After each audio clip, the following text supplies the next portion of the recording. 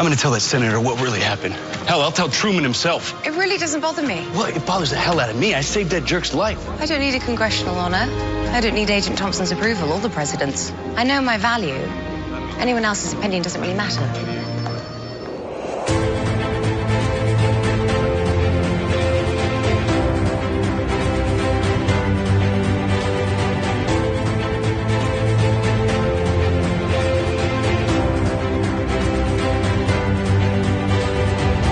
And welcome back to A Stark Contrast, where we discuss the differences and similarities from Marvel Comics to their MCU counterparts. And we are your hosts, Geoffrey and Dai. Welcome back, everybody. Howdy do. We are back for episode 22. Yes, we that are. Rhymed. Nice. Yeah, it's been a great start to the new year. Oh yeah. I mean, this is a fitting one, 22 in 2000. Oh wow. 2022, Jesus. Yeah. Okay. Oh my goodness. I mean, this could be a long one, but it's going to be an interesting character study because we're kind of going somewhere we haven't quite gone before in a couple of ways as far as the topics go. Mm-hmm. But I did want to cover some new listener news. We just found this out literally before recording. So exciting stuff. Yeah. And so thank you to our new listeners in Hong Kong. Let's go. Lunar New Year. Oh my gosh. I'm not sure how to say it in Cantonese. I'm not going to try. Doje? Nice. Yeah, I think it's doje. I don't know. My linguistics are stronger in Japanese, so my inflections are all over the place. But nice. But thank you very much to our listeners in Hong Kong. That is truly a delight that I did not expect. I know, that is really cool, actually. Yeah, that's pretty awesome. Yeah. And then also wanted to say thank you because we got a neat gift in the mail, right? Jeff? Yes. Oh my God. Yes, it is. Guys. So thanks, first and foremost, thanks to Billy. Yes. Thank you, Billy. I love it a lot. What is it? I haven't said it out loud. I got a 1/6 scale model of Iron Man Mark. Oh God. Come on. Of all things that you did. I know. I was just so, because when I got it, I was like, unwrap. But it's Iron Man Mark. I don't know the model, but it's from Age of Ultron. His armor in Age of Ultron. Yeah. Yeah, that's a sick one. And it lights up. Ooh. It does the whole shebang. Does it go pew pew? No, it just lights up. Lights up though. But that's like, I mean, it's just like it comes pre-built. I just got to attach the arms and whatever and put them together. Yeah. Snazzy. But yes, thank you, Billy. I love it a lot. I think hanging out with Dai a lot makes me just want to collect all the things now. I'm so sorry. Because now I'm just going to be like, I feel bad for Sam if we eventually move in together. I'm going to have all these like Marvel stuff. Nerd cave. And I'm going to be like, I gotta bring Iron Man. I cannot bring him. You can't leave him. You can't leave Tony behind. Gauntlet too. I'm sorry. Oh yeah, the gauntlet's happening, man. It's okay. I gotta frame all the movie posters that we've gotten too from all the different early screenings we've gone to. I gotta get those framed. Oh yeah, the Eternals one, the Shang-Chi one. Yeah, I gotta get those. Yeah. But yes, I love it a lot. Tony Stark is sitting pretty on my shelf right now. Yes. Just saying hello to everyone who walks in. Every day he's like your inspiration. He's like, you got it, kid. You can do this. Or he's like, Geoffrey, I love you 3000. If you're nothing without the suit, you don't deserve the suit. And I'm like, you're right. I'm sorry, Mr. Stark. Don't do everything. What is it like? Don't do anything I wouldn't do, but also don't do. He's like, don't do anything I would do.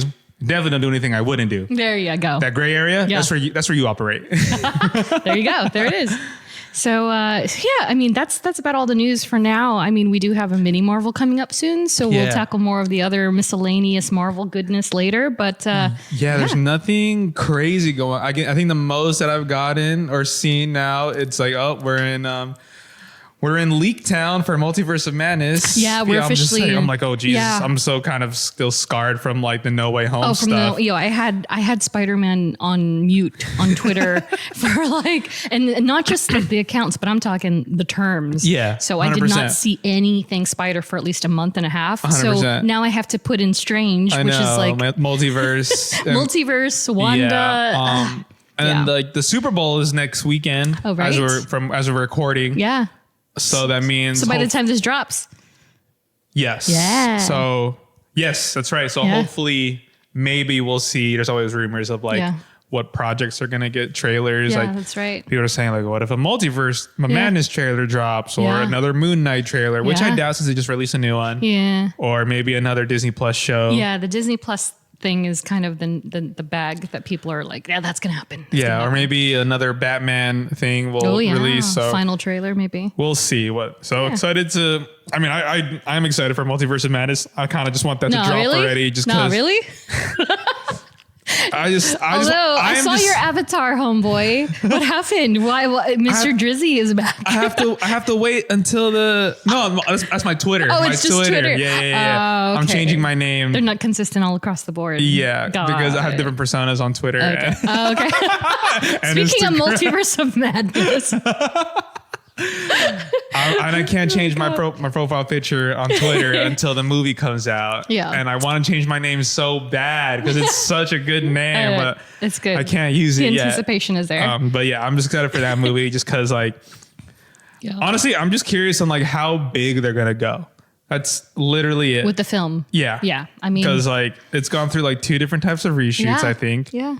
And so, and I don't know what kind of story they're going to tell that tells the Strange story, but also furthers the MCU story. So yeah.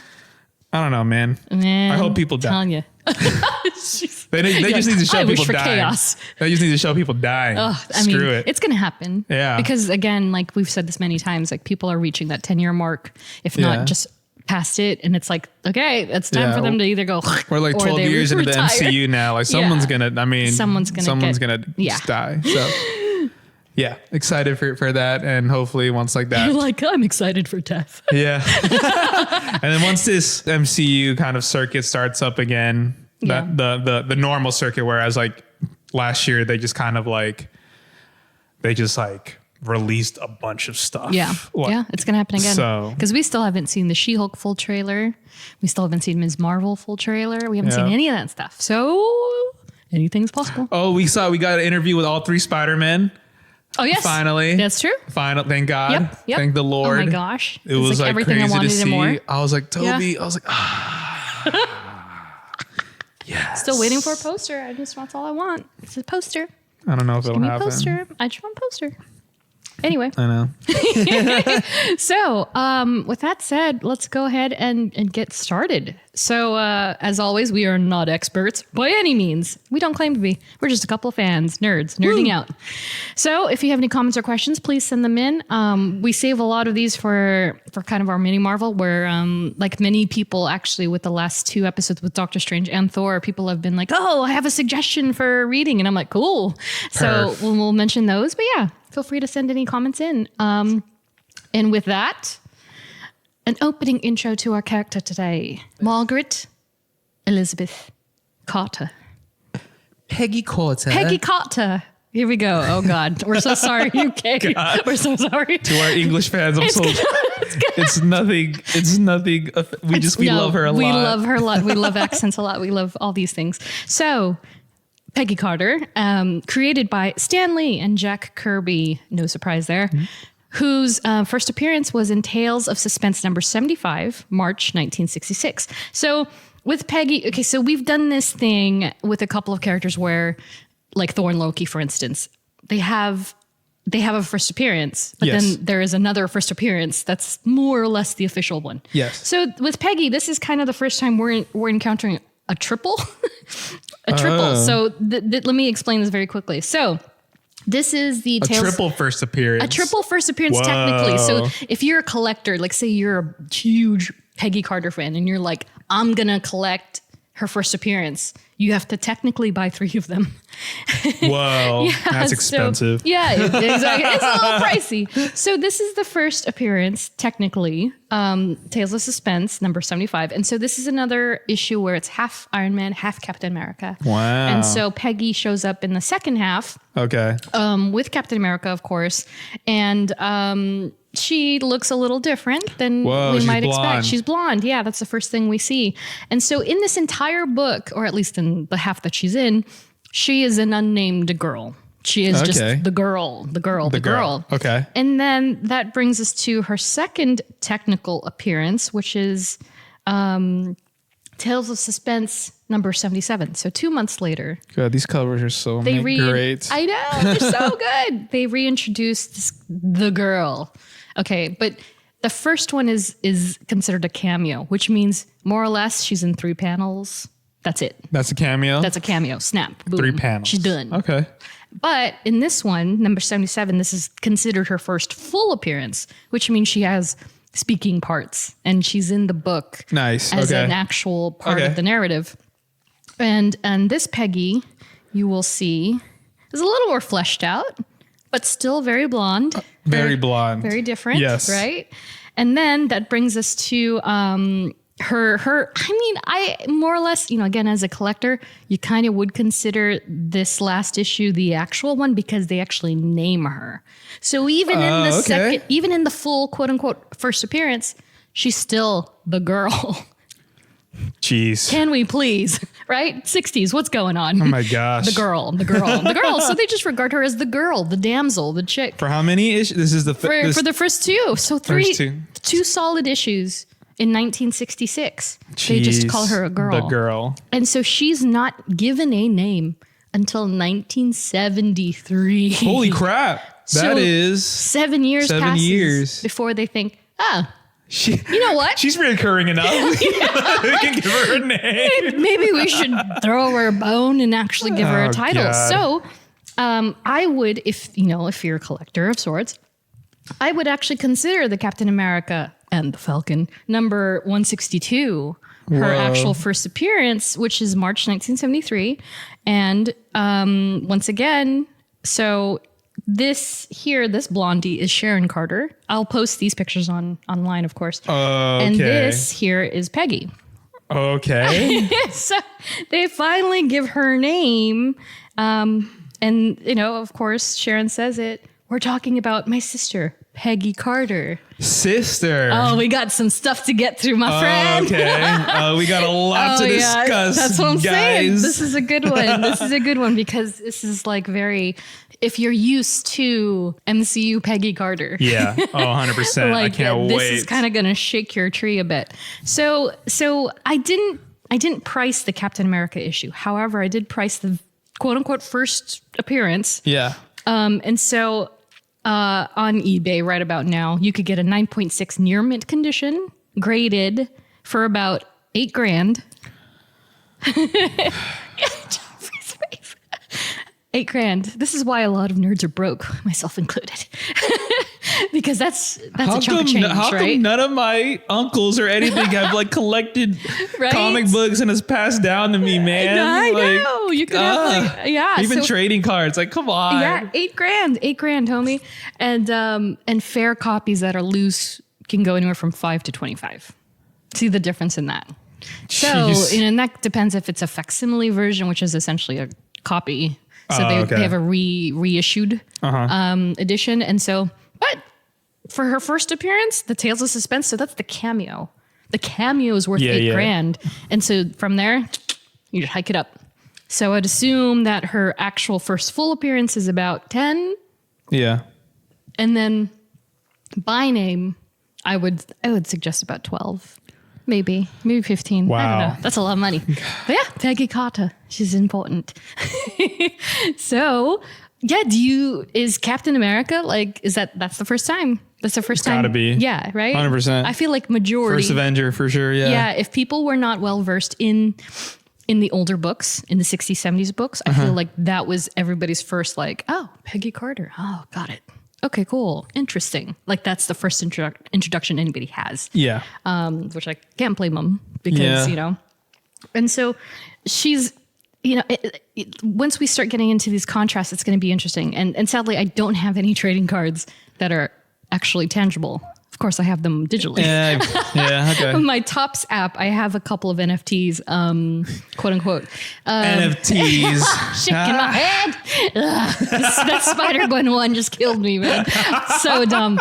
I have a couple of Captain Carter, but there are none of Agent Carter, and it is interesting because kind of like not comparably, but to Shang-Chi, that there's an era where she just isn't around. She's not there, so she didn't have any relevance in, like, say, the 90s to warrant her being in trading cards, and so.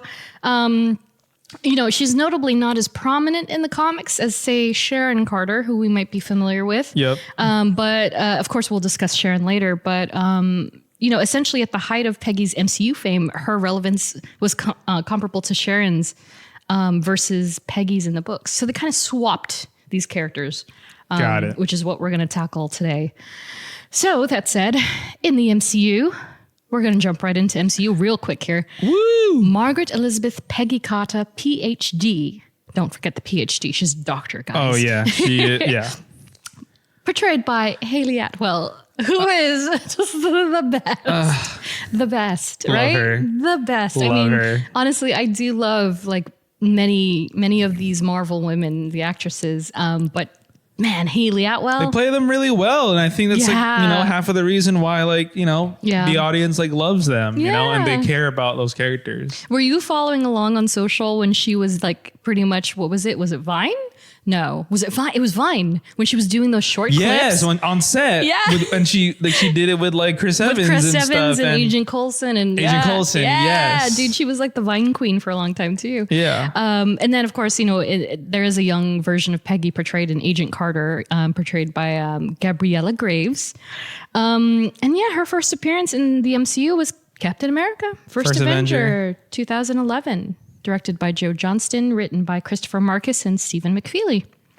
Goats. And I just watched before you got here. I did it again, where I was like, I don't know if I've seen this. So I put on the one shot. That's right. Yeah, which is funny because then I saw the cover of the one shot, right? And I was like, I have this post. I had an invite to this thing when they debuted it at Comic-Con. Oh, the one shot? Yeah. Oh. And I have the invite because it's cool. It's like a cool graphic design thing. But I was like, I didn't. I had narrowly missed it. So I don't think I saw it. And I don't recall watching it I think it's on the Iron Man 3 DVD, Blu-ray. Yes. I don't remember seeing it, but I think, okay, refresher time, which of course came in 2013. Directed by Louis D'Esposito and screenplay by Eric Pearson. Yeah, a lot of those one shots are directed by the EPs, which is crazy. I was like, dude, and I think he did them all. Honestly, Louis. Yeah, he did a lot. Of them. A lot of. Is it Louis or Louis? Louis Despacito. I keep trying. I'm like, is it Despacito? What is this? I was like, damn, that's a Justin Bieber song. He's featured. It's a featured. We can't disrespect the original artist. There we go. That's true. Yeah. My bad. Yeah. So executive producers directed it, a lot of them. Yeah, I didn't realize. I don't know if I've seen the Agent Carter one. I keep seeing it, and I'm like, and it's a very important one. Yeah, because it takes place right after. Not right after Captain America one, but it's kind of in that nugget of time where she's working. It's like she's working for S.H.I.E.L.D., right? No, it's pre-S.H.I.E.L.D. It's like it's when she gets recruited to be the leader of S.H.I.E.L.D. It's crazy. I was like, oh, and I vaguely remember it because Haley is so good in it. I was like, yeah, she's kicking some in this one.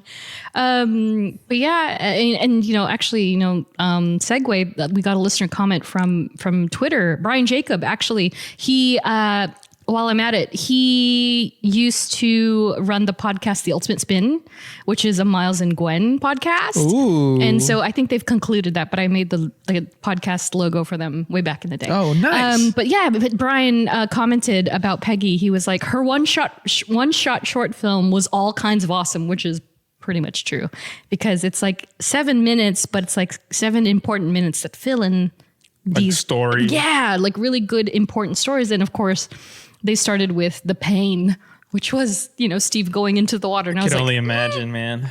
dude, pain. That's the theme of this episode. Is pain. It's like, do you like pain? It's the theme of my life. Can't even fight that one. Pain. Constantly in pain.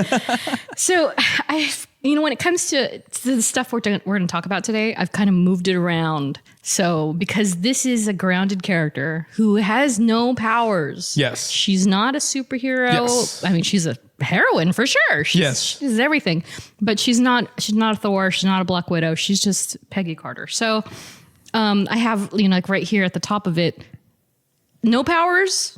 However, she's an incredible marksman, combat training, communications training, and toxicology. FYI. Nice. Yeah. Did not know that. How familiar are you with the Agent Carter series, by the way? I mean, I'll be completely honest. Not really. Like, it wasn't fully invested. Yeah. I think it was because it was. I'm trying to think why. I was like, oh, I think maybe it was because it was period. Oh yeah, of all things, it was because it's period, huh? I don't like. I'm not saying I don't like, but it's very. It's hard for me to get into period pieces. Interesting. Yeah. Okay. I don't know what it is, but yeah. No judgment. None at but all. I did watch a recap of it today. Yeah. And I you did? I did. Cool. I did. And I was just like, okay. So basically, I was like, basically just they're trying to like bail Stark out, basically. Yeah. Like, yeah. She tries to like decriminalize his identity. I think it was basically. Yeah, and I vaguely remember dipping into it because it was 2015 when it debuted. That's right. So it's interesting because it's like they introduced her in 2011, then they give her the one shot in 2013, and then she fully returns. Yes. In 2015, which is like, dang. So that was like every other year we were getting Peggy Carter. Another thing was it was on cable TV, right? Yes. Well, I mean, ABC, is that cable? Oh, I'm sorry. It's not, but it was like released weekly. It was released on TV. It was episodic. It was old school. It was before the drops, if you will. And so I was a horrible keeper of like keeping up. Yeah. And if you missed it, it was very hard to rewatch it. Right. Somewhere. And it's like, I think that was in the sweet spot of like DVR. Yeah. And like so it was like, you got to choose. Because I was trying to like, quick side tangent. I was legit trying to keep up with Agents of S.H.I.E.L.D. Yeah. I was. Exactly. I was like, okay, I'm gonna keep up. Because that first season I was like, whoa, and sometimes I just wasn't able to watch it on TV. And so I would have to like go to like a website that plays it. And I was just like, I was like on my laptop and like I would get ads and I'm just like, this is annoying. And then AOS was released, but then they started announcing like Netflix, the Netflix Peggy show. Carter, and I was like, I can't keep up with all this going on right now. There's so much Marvel, and I was like, It's like Agents of S.H.I.E.L.D. was kind of like a slow burn because it was so drawn and it was out.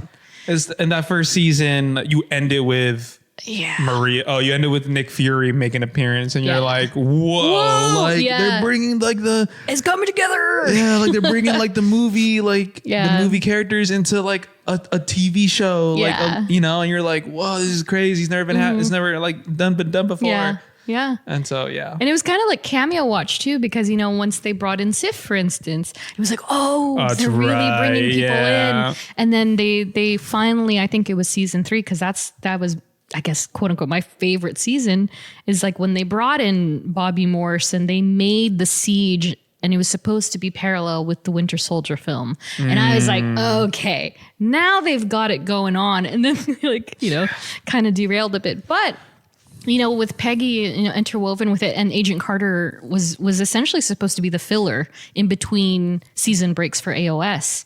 So that was their way of like keeping the momentum for Agents of S.H.I.E.L.D. was like supplementing, hey, let's put in another S.H.I.E.L.D. agent show.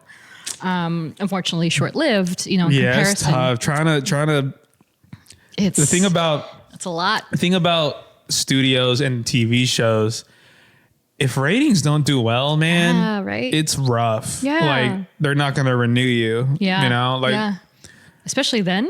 Yeah. At the time. I say it like it's like 10 years ago, but it was like 5 years ago. But like prime time, like like what is that like genre like of TV called, like just primetime TV? Yeah, primetime. Because it's not cable, but like network shows. Yeah. Like it's tough, man. Like if your ratings like dip every week, you're not, like the chances of you like your chances of you getting a new season is incredibly difficult. Yeah, we see it with new shows too on streaming platforms. Like if they don't stream well enough, R.I.P. Cowboy Bebop, for instance. Like if it's just completely obliterated by the fans and the watchers, it's like it doesn't fly. And then like network budgets too. Like they're not big movie budgets. CW CW shows. Yeah, right. Like oh my gosh.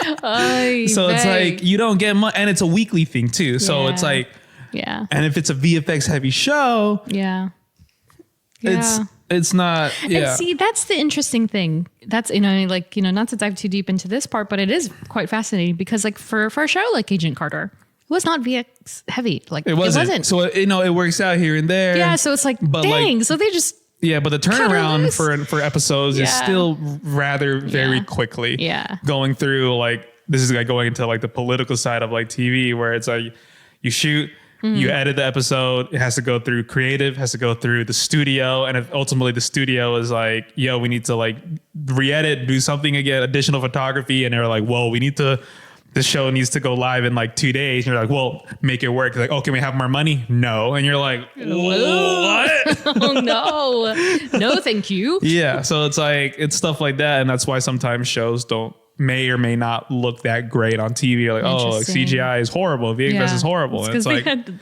they're probably working till the final hour, right? Yeah. And fortunately there wasn't that much. I would assume there wasn't that much like heavy VFX CGI. Yeah. In Peggy Carter compared to AOS or something. Yeah, for sure. Before we get into S.H.I.E.L.D., actually, we're going to back it up a bit and go back to the SSR, which is the Scientific Reserve. Oh, man. Which is kind of crazy because, you think of all these factions within the Marvel Universe. And that's why I kind of, I warned Jeff before we started recording. This one had all the potential to be really dense because we're talking about these organizations that we haven't quite touched in a bigger way yet. And what better character to do it with than Peggy Carter, because she has touched, the SSR S.H.I.E.L.D. as well as, that automatically brings in Hydra. Yeah. So I'm not going to get too deep into all of them because it is a lot of material. But again, we're going to start with the MCU side because it is more prominent in some ways. And it's best, the SSR itself is best described by Chester Phillips, who is portrayed by Tommy Lee Jones, which I always forget. Right. Yeah, jeez. He's another DC Marvel like crossover. I was like, oh, that's right. And he's fantastic as Phillips. And he says it himself in Captain America: The First Avenger. The Strategic Scientific Reserve is an allied effort made up of the best minds in the free world. Our goal is to create the best army in history, but every army starts with one man, which of course is Steve Rogers in that case, or one woman, Peggy Carter. And so this organization is essentially, they're a top secret allied war agency formed during World War II by U.S. President Franklin D. Roosevelt. Nice. To battle Hydra, which is the Nazi Special Weapons Division. So plain and simple, that they had a problem, they found the resolve. Man, I remember when just like Hydra was like the biggest baddie in the MCU. Everywhere. I thought they were going to be the ones that they're going to last throughout the whole MCU and be like the all-encompassing villain. Yeah, right. I mean, then they could. But the interesting thing is like, they subside after a certain point, right? They came back in What If? They did. They did. They reemerge in one way, right? And so, to kind of go back into this, think of the timeline of Peggy and how she's getting involved in all this stuff. So amidst the brewing battles, like of the war coming, right? Yeah. So Phillips sent Carter to free Abraham Erskine, Dr. Erskine. Okay. Yes. Right? Yeah. Yes. From Johann Schmidt. Yes. Red Skull. And then with the addition of the Doctor, the SSR's new goal was to then create the army of super soldiers. Right? Yes. And so Then they were going to combat the Axis powers on the battlefield. And so this is interesting because like they had a great scene regarding the Axis powers on the battlefield with Bucky Barnes that was cut out of Captain America, the first Avenger. Oh. Did you see this? The deleted scene? Yeah. No. He's in the trenches with their other, like comrades, right? And like this tank comes over the hill and it's got that Axis power in it. Yeah. And he's like, oh, like his look on Buck's face. And he's like, well. And it's unfortunate they cut that out because, once again, they're showing the power of the Axis, right? Yeah. And also that's how he's captured and later found by Cap, But anyway, that's that whole thing. That's the super soldier thing is essentially the beginnings of Project Rebirth, which of course we're all familiar with, and the subsequent transformation of Steve Rogers into Captain America. Woo! And then, of course, after the war, the SSR was later absorbed into Strategic Homeland Intervention Enforcement and Logistics Division, AKA SHIELD. And the rest is history. I miss those days, right? man. So here's the thing with SSR. Okay. Would you believe they did not exist in the comic books at the time? No. This was created for the MCU. Wow. Yes. The SSR. Yes. Wow. There is a parallel that kind of supplemented what the SSR was, which is called the OSS. Okay. But did not exist by that name in the comic books. Get this. Until. Okay, let me write what I wrote here. So it does not exist, a rarity or at least less explored circumstance where a large group or concept was originally crafted for the Marvel Universe through the MCU, which was later adapted to comics. So they did the opposite thing. They did the thing where like, it doesn't exist in the movie, so let's create it in the comics. They did the opposite, where it's a rare thing. They created it for the movies, and then they brought it to the comics, right? So it debuts in the comics on Earth 65. Oh. Which is Spider-Gwen's universe. Interesting. Right, very much so, because in Earth 65, Peggy Carter, she was part of that whole thing. She's very much the same character, but in place of Steve Rogers, it was Samantha Sam Wilson that became Captain America. Whoa, okay. Yeah, Captain America's a woman in Spider-Gwen's universe. So that was the first notable iteration of SSR. Interesting. Wow. So I was like, I texted Robbie. I was like, dude, did you know you were the first artist to actually draw the SSR in the comic books? He was like, what? He didn't even know. He had no idea. He was like, oh, because the films are so good at supplementing that idea that you just think, oh, they exist already. It's like SHIELD. It existed already. It's like, well, no, it didn't. I found this interesting thread on Stack Exchange by user Cthulhu Mike. So I'm going to read this because this is like, again, we're getting into some dense territory when it comes to like wartime. Sure, yeah. So I figured like I'm going to read this paragraph. It's a great explanation of all these things and I hope it makes sense to you. Here we go. So the formation of the SSR during World War II is a pretty obvious reference to the real world clandestine groups like the British Special Operations Executive or the U.S. Office of Strategic Services, though those groups were more heavily involved in espionage than the SSR. The folding of the SSR and the merging of the newly formed SHIELD also mirrors the eventual folding of the OSS after the war. The OSS research branch became the Bureau of Intelligence and Research, while the spy operations eventually became part of the CIA. It's a lot of spy stuff. That's a lot. It's a lot of spy stuff. That's why I was like, Jeff, my homework is hard. But that's all that jargon, right? It's all these branches. Gosh, man. And so in short, the SSR was the OSS in the comics. In the comics, and then expanded into SHIELD, which is a bigger branch. Yes. So it's like FBI, CIA. Sure, yeah. Yeah, there you go. Boom. Bada bing, bada boom.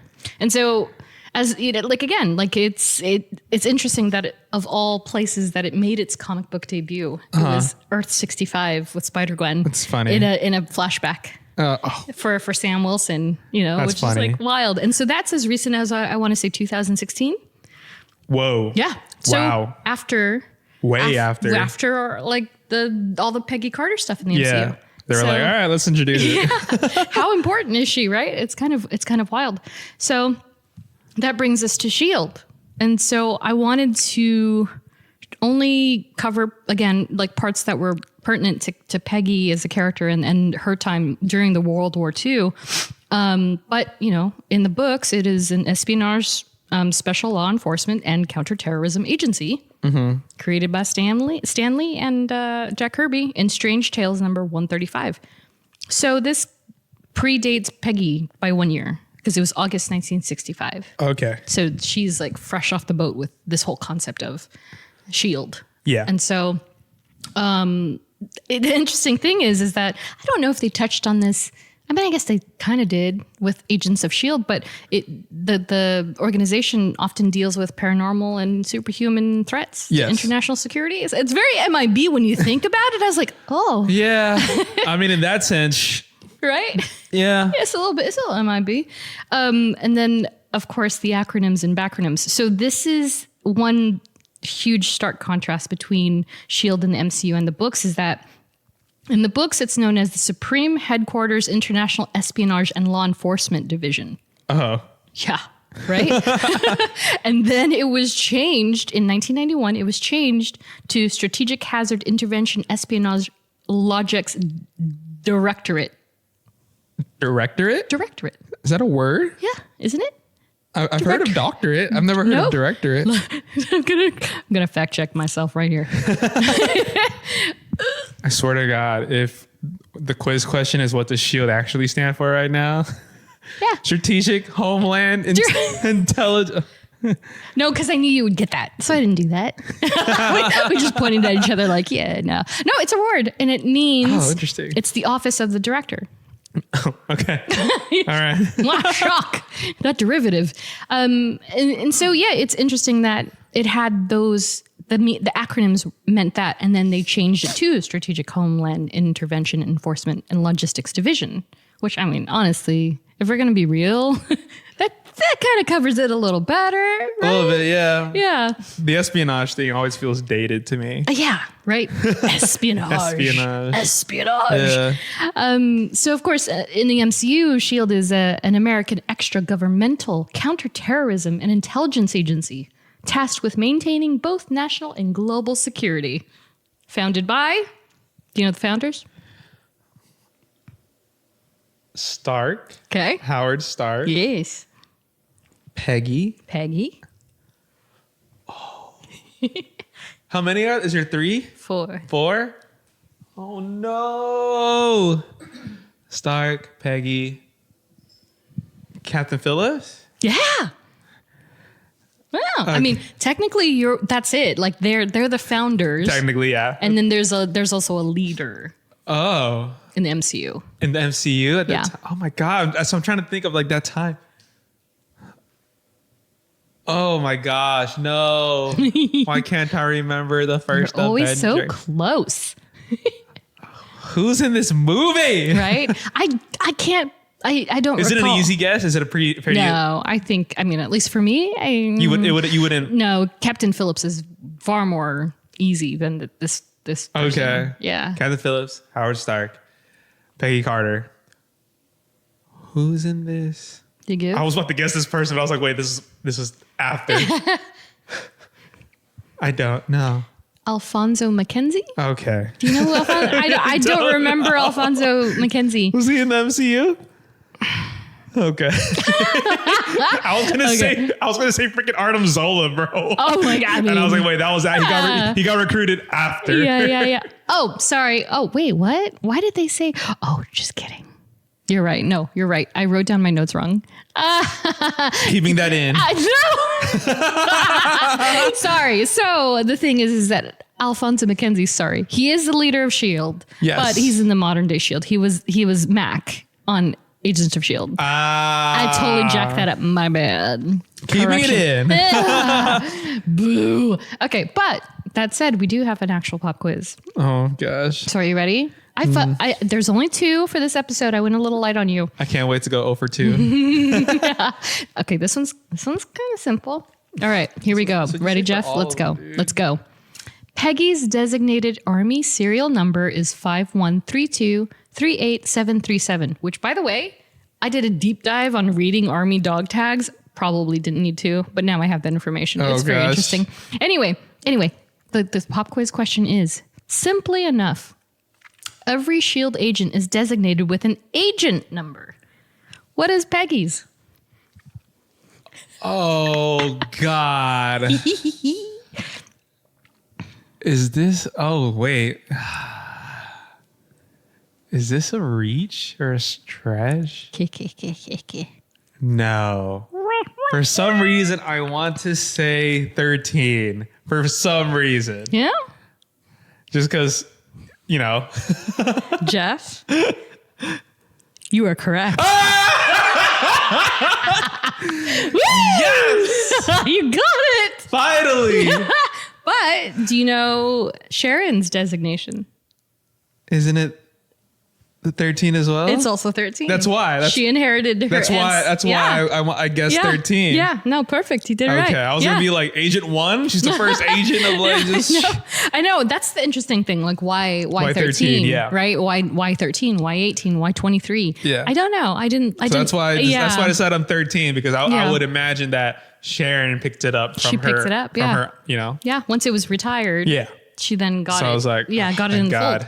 So here's the question for you. That said, now that we've made S.H.I.E.L.D. clearance. Yeah. Is Agents of S.H.I.E.L.D. and Agent Carter canon? That's interesting. Because you know what? If you didn't watch Hawkeye, I got some news for you, buddy. They kind of took a scrubby scrub to AOS in a way. I mean, honestly, it depends. I feel like it's more of like how you read it, maybe. Sure. Right? But what is it? Is it canon or not? I mean, I don't know. Maybe we can get Kevin Feige on the show. Yeah, right? let me text him real quick. Hold on. Let me text Kevin. Hey, Kev, what's up? I just want to let you know we have a lot of questions on past projects, and we just want some clarification. Do you have 5 minutes? Do you have 5 minutes to answer 101 questions? Can I call you real quick? I don't know, man. WYD. I mean, yeah, all those ABC shows now, it's like... Yeah, it's hard to tell. They have to be, to a point. Yeah. Different universe? I mean, that's what they can say, right? They can be like, multiverse. It was a multiverse all along. Oh, God. Yeah, right. Yeah, I don't know. Yeah, it's a toughie.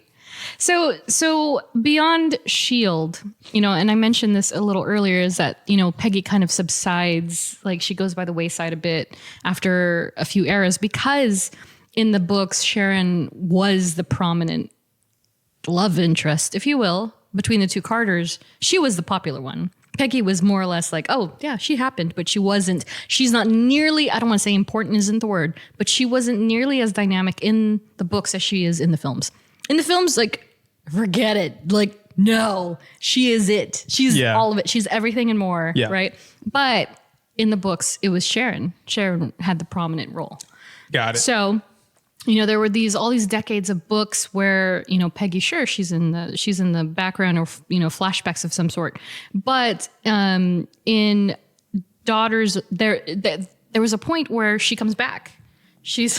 And so this falls in line with the everybody's favorite storyline by Nick Spencer when Hail Hydra Captain America. Okay, yeah. So real quick, Kobik, the sentient cosmic cube. Okay, yeah. Essentially brought Peggy back to life. And she then took on another moniker. So we're going to talk about that a little later. But in the vein of that, she became a part of this group called the Daughters of Liberty. Oh, okay. And they're simply the guardians of the new era, formulated in 2019. So very recent. Wow. Preceded by a team called the Daughters of Light. And so this team is so interesting, and it's, you know, again, it's the most modern thing you could even get with Peggy Carter right about now.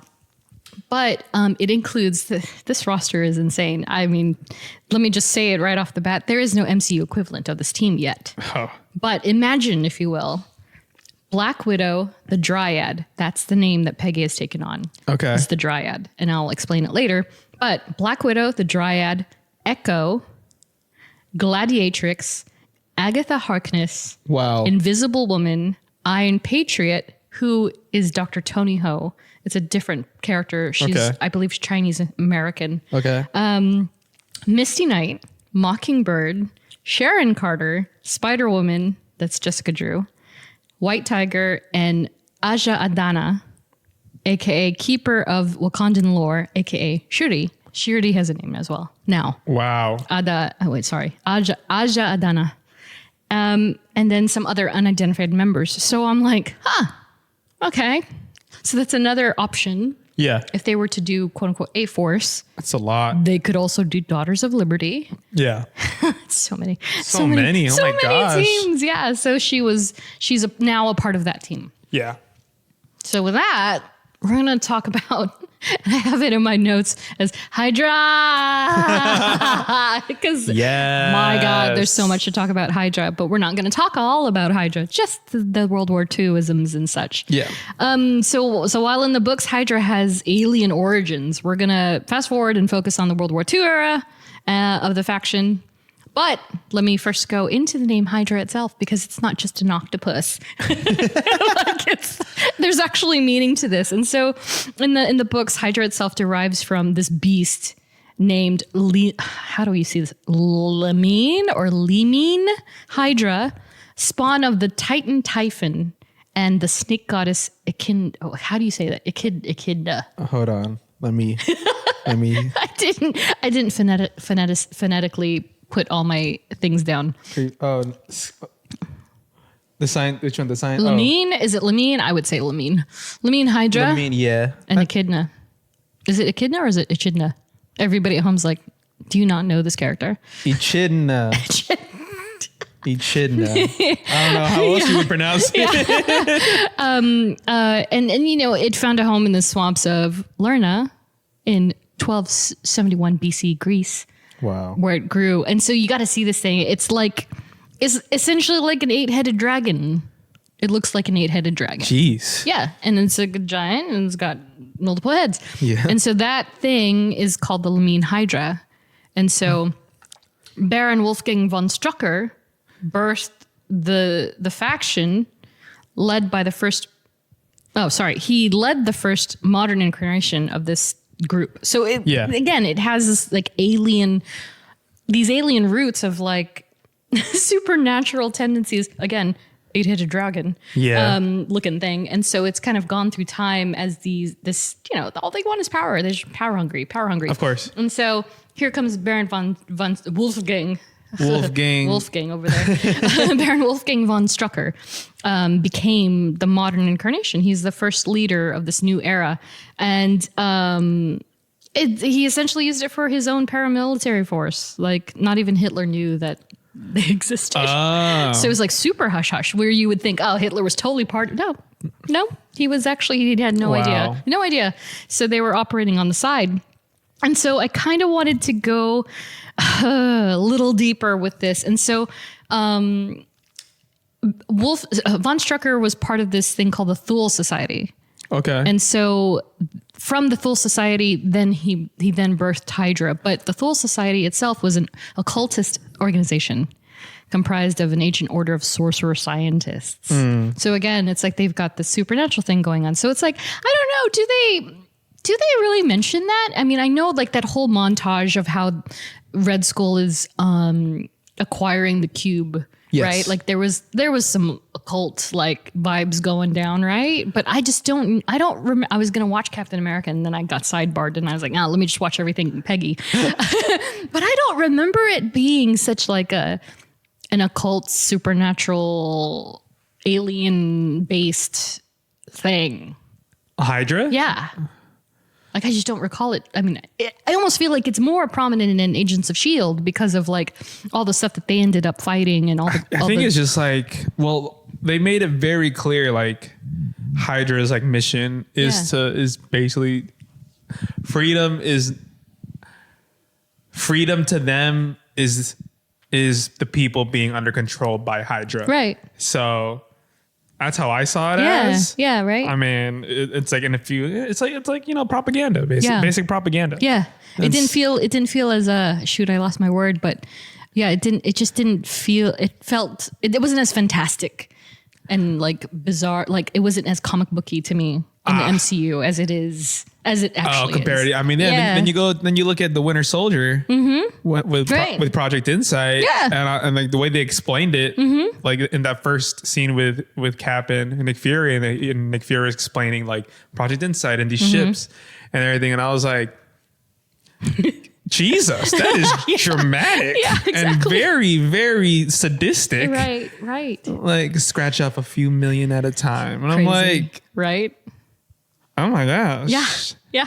How can it not? It predicts your past, present, future, your damn SAT scores, bank statements, who your voting patterns are. What God? Wow. And we quoted Cap in that too, right? In another episode. But yeah, I don't know. It's like, it's interesting how they've kind of grounded that society. And I think you so have many to ways, for the movies, because in the comics, you can go as big as you want. You can go as like crazy as you want. Yeah. You know, most unrealistic as you want. Whereas in movies, it has to like seem realistic in a modern world. And it's funny because we're talking about a faction, an organization that has a man who literally peels a face off of his own face. Yeah. And he's a Red Skull. But, you know, speaking of MCU, I mean, you know, what's more to say is that they're previously a scientific branch of Nazi Schutzstaffel. I don't know Schnitzels? German. Schutzstaffel, led by Johann Schmidt, later Red Skull, and Alvius, who I believe is in Agents of S.H.I.E.L.D., and his codename is Hive. Yes. The Hive. The Hive. Yes. And he's a parasitic inhuman, capable of infesting and possessing the corpses and controlling other Inhumans through a hive mind, which is like, yeah, of course he is. Gosh. But he also has like the Hydra look, if you will, which is like multiple tendrils on his head, and he kind of looks like a predator alien thing. Yeah. So it's like, here they go. And I quoted... Oh, via fandom. This is an interesting little tidbit about Hydra, you know, like to kind of pull it all into one summary. Converting from occultism to draconian anti-freedom principles, Hydra became an organization with a hell-bent nature that is dedicated to this newfound political doctrine. So it's like, yeah, it's kind of like what you said. They're just like, they just want to possess people and power and make minions that are brainless and mindless, right? Drones. Cut off one head, two more take its place. Perfect. Exactly that. Yeah. And so the interesting thing is, like, you know, having mentioned Von Strucker early on in S.H.I.E.L.D. comic book lore. Yeah. He comes much later in the MCU. I was gonna bring that up. And then I was like, if he's like the first in the comics, he's just like a predecessor in the MCU. Exactly. Just continuing the work in secret. Right. And in Age of Ultron. But I think that's also where we see like the switch in the MCU of like going from Hydra as the villain to something way more like drastic or different. Right. Because like, I like to think that Winter Soldier is like the end of Hydra. Yeah. Quote unquote. I'd agree with that. Because did Winter Soldier come out before Age of Ultron? 2015. After. Brain fry. Oh no, yes. Age of Ultron came after. It came after. It came after Winter Soldier because it was like the fall of Hydra, and then Age of Ultron. They pick up like. Did they come out the same year? They pick up like there's these secret factions of Hydra still running. Right. So yeah, and then that's kind of like where the switch of like Hydra as like the villain Yeah. And then they go on to like, and obviously Ultron is like, and without like, no, Captain America Winter Soldier came first. Wait, did you just say that? Yeah. Oh, Winter sorry. Soldier. Yeah. No, but that's crazy, right? Because they didn't even technically end a phase for it. Yeah. They were like, Yeah, we're it was just like a gonna switch segue. of, like I said, Yeah. like, it's a switch from like Interesting. from Hydra as a villain Whoa. to like then Ultron, which obviously was a result of Tony. I'm but just in awe that Captain America Winter Soldier came out in 2014. 14, okay, I didn't know if it was 14. God. Yeah, 8 years ago. because then Civil War came out 2016. That's right. Yeah, holy Toledo. Yeah, that's it. I thought that was interesting how they kind of set that up and kind of. And Strucker wasn't really like. He wasn't even that prominent. Yeah, it wasn't a problem. No. He made his first appeance in the post credit scene. Yeah, with the twins. The twins. With the twins. I see twins ready. It still holds. Hell, no surrender. I will surrender. Yeah. And Yeah. then he gets caught. Yeah. And then Age of Ultron just kills him. And then he just kills him. And then he's like, peace in his blood. He's like, oh, he even left the Banksy painting crime scene. Oh. Oh, exactly. And I'm like, oh, I felt like Von Strucker was going to be like, oh, Throwaway, okay. total throwaway, I think, that guy. And they're like, nope, Ultron is crazy. Yeah, So- exactly. And so, if you hadn't noticed, we're now talking about Peggy's adversaries. And so it's, even then, like Von Strucker technically is not her adversary, at least in the MCU. Yes. Because it's more of a comic book canon thing. Yeah. But of course, Red Skull is part of that. But when it came to Agent Carter, and I don't know if you remember this gal, but Dottie Underwood. Dottie. Do you remember Dottie? Yes. Dude, Dottie was dope. And I remember, like you, I'm kind of like, I don't remember. I know I finished it all. I'm pretty sure I finished the entire, it's 2 seasons, right? But I like parts of it stuck with me, whereas other parts were just kind of like, well, didn't happen, right? Sure. But among all those things, Dottie stuck for sure because she was a Black Widow. And I remember I was like, oh my gosh, they're introducing Black Widows, right? My gosh, she man. was Yeah. the first of even beyond Natasha. Yes. Crazy. They were just introducing things. Yeah, man. it was so neat. And I loved I think she was the first one that brought in the age old toxic lipstick. Okay. Laced with whatever it is. Oh, yeah. Cyanide. Yeah. I think Jesus, I think she was the first one, and then Peggy dark. used another version. Yeah. But surprisingly enough, Dottie does not have a comic book counterpart. So another MCU crafted created character. for MCU. Yeah. Interesting. Yeah. So they really built up Peggy Carter for MCU stardom, I guess. Yeah. You know what I mean? Where they crafted this entire world for this character, which kind of shows how meaningful her portrayal is. Because again, I agree. yeah, right. I still can't watch Peggy Carter without getting teary eyed. I just can't. Yeah. She's just so good. And so beyond Dottie, of course, there was Whitney Frost. For some people, that's a pretty familiar name when it comes to the comic books. But I'll start with her MCU counterpart, who was portrayed by Wynn Everett in season 2, as well as Ivy George as a young lass and an Olivia Welch as a teenager. So, Whitney kind of had, like many espionage and spies go about things, she had various aliases. And so Agnes Cully was her original one. And then she was an actress, I believe, in the show. So she went by Whitney Frost. That was her stage name. Nice. And so in the MCU is interesting because, she was presented as an actress and a secret scientist who later became infected with the zero matter. And I remember that very distinctly because I was like, oh, she's got her face was literally cracking. Oh, okay. Yeah. And so the zero matter is it's now known as the Dark Force, was a powerful, unstable element made of pure negative energy from another dimension, which is very interesting because it's like Dr. Negative, Mr. Negative. Oh, yeah. Right? And so I kind of always expected her to just invert. Turn negative.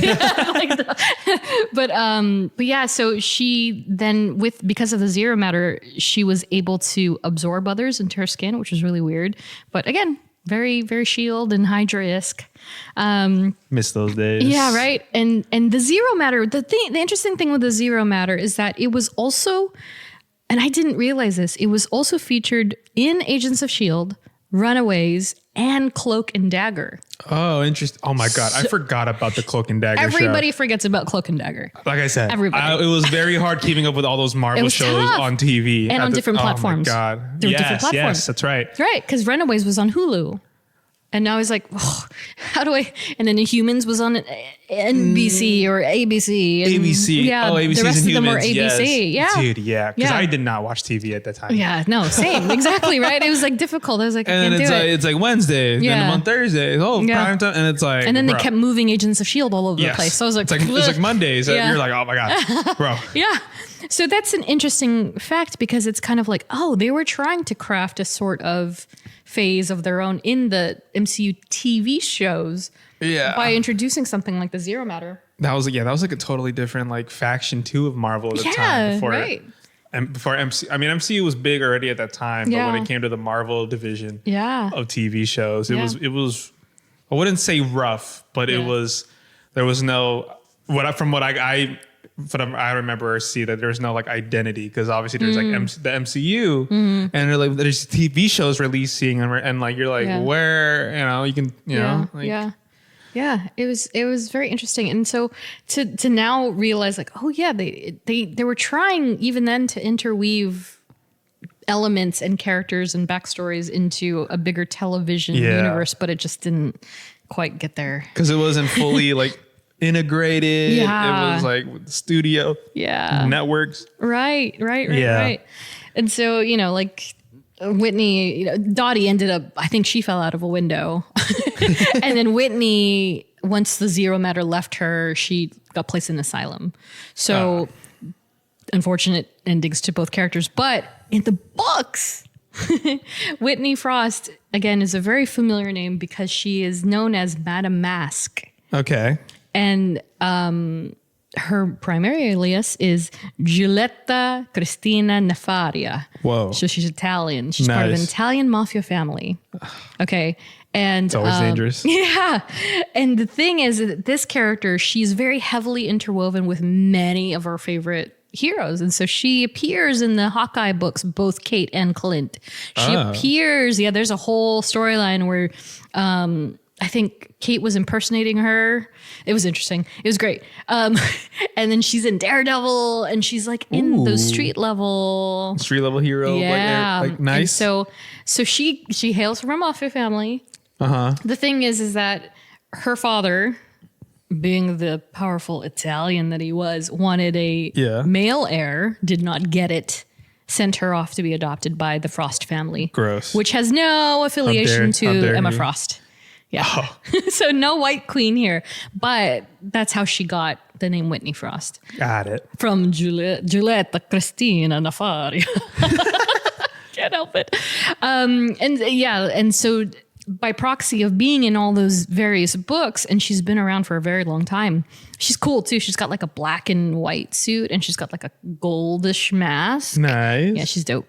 So by proxy, she's interlaced with all these other villains that we're familiar with. So Baron Zemo, Victor Von Doom, Norman Osborn, Kingpin. Jeez. Yeah, she's all around town.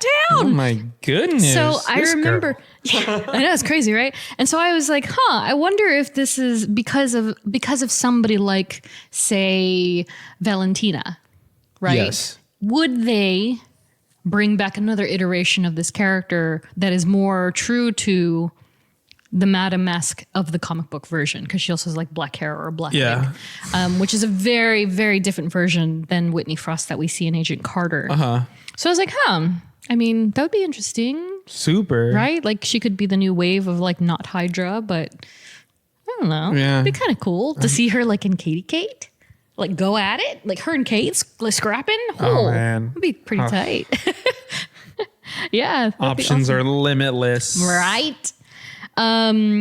And so, there's also this, again, in the MCU, Whitney Frost actually became the leader of a group called the Council of Nine, which ended up being one of Peggy's biggest adversaries in the series.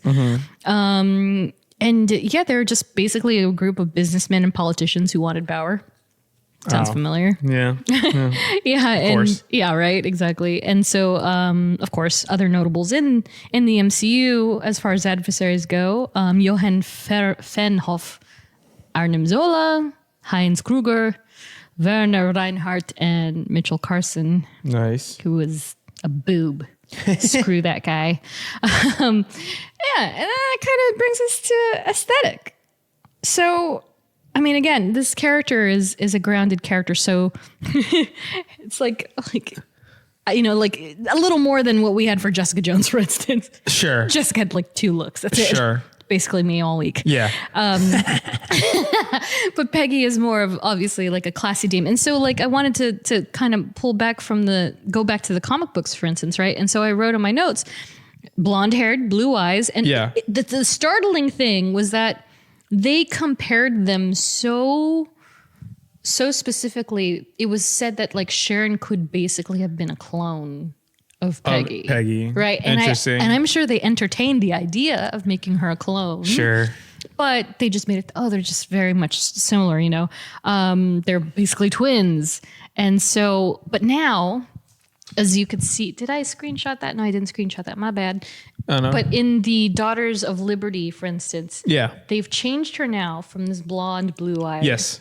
to look a little more like Haley Atwell. So she's brunette. She's got, you know, the shorter hair. And she's wearing red lipstick and all that good stuff. But yeah, I mean, what's more to be said about the MCU version? She's gone through a few looks, military looks, and she's always been like classy, elegant, but very like just firm. Like you respect her. Yeah, right. All the time. She's got the class like down to a T. Like you just don't want to.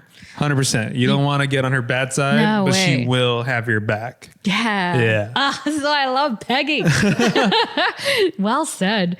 Yeah, you know, in even in the one shot, you know, it's kind of like they were pulling a glam up because she goes from, even in the Agents of S.H.I.E.L.D. flashbacks and Agent Carter flashbacks, she's seen in the green military garb. It's more simple. And then she moves up and she's got, you know, a few more, you know, I don't know what you would call them.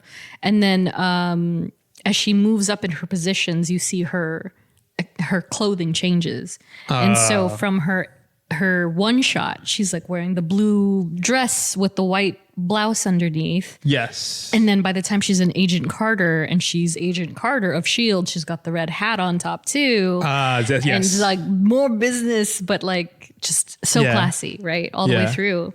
And so, of course, you know, then there's older Peggy.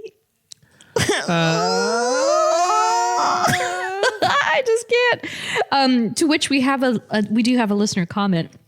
So we asked folks on social, like, hey, what's your favorite Peggy moment? And our friend, the Arachnerd on Twitter says, favorite moment? How about the very first impression we got from her when we immediately knew she wasn't going to take bullshit from anyone? And it's the scene from Captain America, the First Avenger, where she's breaking in the recruits. So that, I mean, I remember like first watching that and immediately being like, oh my God, I love her. She's so great. I love her. She's so great. What is he? Yeah, he's like, what's with the accent, Queen Victoria? Yeah. Whatever he said. That's good. That was good. With the accent, Queen Victoria. Victoria. I don't even know what she said. Yeah, and then she just freaking just like, what's your name? What's your name, soldier? I think that's what she said. Yeah. Yeah. And she just pops him in the face. And I was like, I could show you a few moves you might like. And that's what she is. I was like, yes. And I love the little look. Steve is like, like, well, I Steve. think my favorite moment, Yeah. and I always YouTube this for some reason because it's such a great moment. Which? It's when Steve's finding his shield. Yeah. He finds the first Yes. the first prototype. The all metal And then one, right? and this is right after Peggy catches him kissing Yes. I forgot her name. Oh my gosh, the girl from Game of Thrones. Yes. Oh, what's her name? I forget.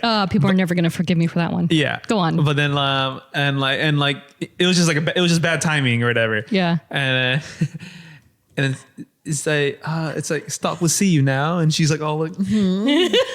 and then Natalie Dormer. Natalie Dormer. Yeah. And then Peggy. Steve goes to look at the shit. He was like, Yeah. what about this? Like, he's like, that's the first and only, like, that's vibranium, man. That's Yeah. like, that's the only like vibranium we have here. And then Peggy comes in, and then he's like, what do you think? And he's just holding it up, and she's just like, and I was like, oh, The look on her face. I think it works quite nice. And I was like, yo. I love it. I know. And I was watching, like, after I had watched the one shot, and I went into this beautiful, actually, now that I mentioned it, I watched this not every major Peggy Carter appearance in chronological order. Chronological order. Nice. And it immediately rolled into another video, which was like all Peggy Carter fight scenes, right? And it was pretty dope because half of them she was with the gun. And that came up, and I was like, man, she was like legitimately fire incarnate, that woman. I love that scene. She's great. I forgot that it started because Cap was kissing the other girl. Yeah. That's my girl. I like her. I like her a lot. No, I a huge fan. No, so good. And then, of course, that brings us to friends and family. And so, like, once again, I've kind of focused on the MCU side because, again, she's so much more prominent than in the books. And so, we're just going to go down the line. Of course, List them off. our friend Hank Pym, That's right. portrayed by Michael Douglas. And that came up on my feed as well because, she... I totally forgot she was in Ant-Man. Yeah, in the because very beginning. Ant-Man. Very first 5 minutes of Ant-Man. Yeah. And so, they more or less worked together during the Soviet-controlled East Berlin operatives. And then he resigned from S.H.I.E.L.D. because they were trying to make the Pym particles. Yeah. So that was kind of like, you don't see much of that relationship at all. But You want ferocity? I'll show you ferocity. look at you. Oh, my gosh. And then Howard Stark, first portrayed by, do you remember there was 2 Daddy Starks at first? 2 Silver Foxes? He was a different actor in Iron Man, and then it moved to Mr. Madman. What? Do you remember that? Yeah. That was another Oh my moment where I was like, wait a minute. And it was kind of like fangirl. I was like, wait, what? I'm gonna have to watch the first Iron Man Yeah. or see some scenes. So Howard Stark was first portrayed by Gerard Sanders. And then in all the young iterations, it was Dominic Cooper, aka Dating Seriously, Jimmy Chen, and then John Slattery, who is fantastic. John Slattery, yes. He's like so good. Like his character was deplorable in Mad Men, but he was so good. I was all over Mad Men too. So that's why maybe that's why I like Peggy so much. But he was so fantastic in that series. So I loved him there. I wrote down, needs no introduction whatsoever. Because he doesn't. He's Howard Stark. True. And so, he first worked with Peggy during the rescue of Erskine. And then he was instrumental in Project Rebirth, as we know, because he was right there on the front lines. Do you want to get fondue? Fondue. Ay, babe. Yikes. I was thinking after this we get fondue. He's so out of control. Do you and Howard fondue? Poor Steve. Oh, Steve. And then, of course, Edwin Jarvis, portrayed by James Darcy, who, by the way, was he not like one of the biggest reveals when it came to Endgame? Because he was like one of those rare crossovers. I think real fans for sure, like, because he was never in the movies, right? and no one's ever series. crossed over from TV into the film. movies, right? So that was a first. I think that was the first, right? Yeah. Yes, because even Coulson, he was movies first, then TV. Yep. Yeah. So see, another crazy connection there. He's probably and of course, we all know who Edwin Jarvis is, even if you're only familiar with him, minimally. But he was the trusted assistant and confidant of Howard Stark, and he later assisted Carter in clearing Stark's name, which you just mentioned. And he was a support figure to Tony when he was a little lad, which is why Tony then has made his AI named Jarvis, which is, again, the name, the acronym. Just a rather very intelligent system. Yes. Who then also became Vision. Exactly. And yeah. AKA Paul Bettany. And so this is the part of the program where it gets squirrely, because this is the family part. Oh gosh. Here we go. Okay. So bear with me.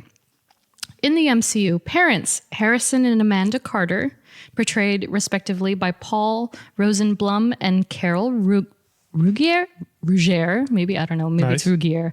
And they were both featured as her parents in Agents of S.H.I.E.L.D. and Agent Carter. So they kept them consistent. Nice. However, in the books, Okay. no mention of the parents. However, the brother is named Harrison Carter, and the sister-in-law is Amanda Carter. So do you see what they just did? They were her parents in the MCU, and in the books, it's her brother and his wife. Or brother and wife. Yeah. Interesting. So right there, boom, difference. Okay. So that Interesting. from that point on, it just screws up the entire family tree.